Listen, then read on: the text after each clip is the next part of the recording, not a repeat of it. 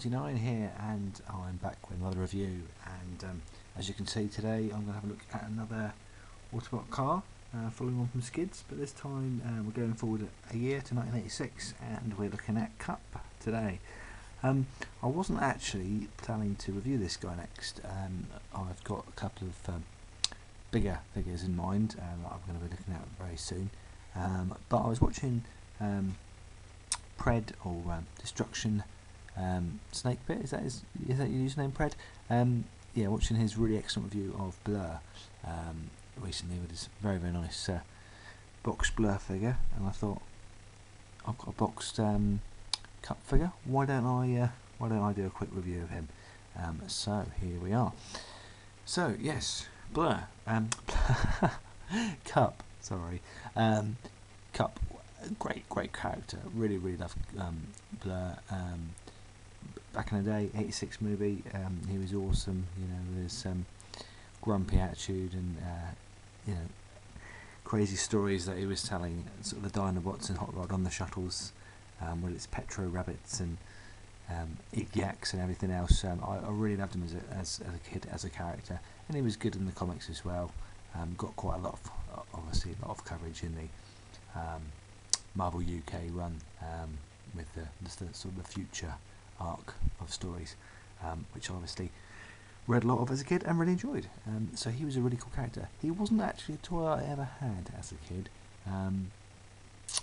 I had Hot Rod, or well, my brother had Hot Rod, and a friend had Cup and Blur. So we used to get together, and I never picked him up because a friend had him. So as you do.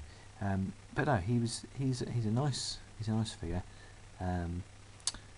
Obviously, there's a lot of variants of him.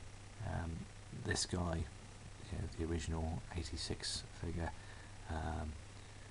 but there is of course the Target Master from '87, which is a little bit more pricey, not much more, and he's certainly one of the cheaper and easier figures to pick up on the secondary market. We'll go on to prices and stuff at the end of the review, as I always do. But yeah, he's nice, and of course he was re-released as well in the Takara re-releases. I think it was 2003 or 2004, and that was the Target Master version. It came double packed with Wheelie, which was quite a nice set. This isn't an original G1 from '86, but that was a nice set, and I would probably have picked it up at some point had I not bought this guy. But anyway, just put a figure to one side for a second. As I said, he is boxed. So here we are with his nice little box, and the instructions and tech spec decoder is inside there as well. As you can see on the front, it says "Free Inside." Transformers glow in the dark mini poster, plus movie sweepstakes entry. Obviously, this was promotional things tying with the '86 movie. Now, as I say, obviously there was the original box for this guy, along with Hot Rod and Blur, without this promotional thing. But if you have the promotional pack with the glow in the dark sticker, it is worth slightly more. This unfortunately doesn't have the glow in the dark poster thing, but it does have the promo sticker on there. Obviously it does obscure the artwork slightly, but I don't know, I think it's quite a nice touch. I like little things like that, that sort of reference back to the time that the figure was released. So I don't think this makes any difference in the value of the thing, but if I had the poster, it would make a slight difference. So just that's worth noting, that there are the two variations on the boxes, both at '86. Obviously the movie came out in '86, but closer to the release date, this came out with the movie stuff. As obviously Cup, Blur and Hot Rod were the three main characters that came out at that time for the movie. Anyway, so we've got some nice pictures of the toy on the side, and obviously battle scene on the back. One of probably my favourite battle scene of the ones. Trypticon, Metroplex, and Predacons, and everyone else pretty much. I mean, '86 was a good year for Transformers in my opinion. Some might disagree with that, and but I say it was a good year. So yeah, that's a box. I like my boxes. What can I say? Instructions, shall we have a look at those? Yeah, let's have a little quick look at the instructions, just for interest's sake. Oops, fast forward this a minute or so if the instructions don't do anything for you. But yeah, we've got instructions there, and the rest of you that get a slightly different picture to the box art. There's a cup on the front there. And there we go. You know what it includes: cup, a gun or musket laser, text spec decoder, label sheet, etc., etc. So I won't dwell on instructions, but it's nice to have them. If I can get figures with instructions, then I will do, because it's just, you know, it's just a nice little touch. So my box, a bit dusty actually, so apologies for that. But yeah, there we go. Okay, so on to the figure himself. Obviously robot mode. He's, you know, he's a cool enough figure. He's got a very retro feel to him, with a nice big die-cast chest. The way he just feels heavy. His legs are die-cast as well. Well, his feet are die-cast rather. There are variants on that. I believe the later ones have plastic feet.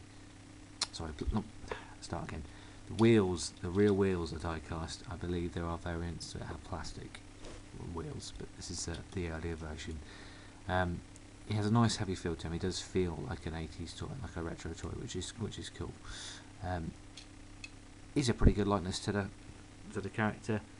He's not obviously as grizzled and as battle weary as the actual character was in the comics and the cartoon, but you know, this is a Generation 1 figure. You can't really expect it to have the level of detail that obviously current figures do.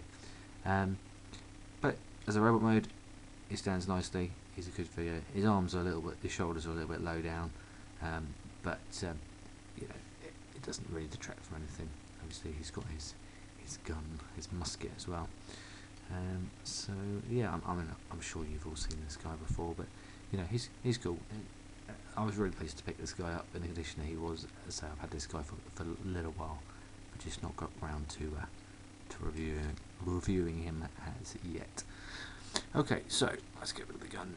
We'll go ahead and we'll transform him into a vehicle mode. Very simple transformation, which basically, you know, the classic awesome G1 clicking action.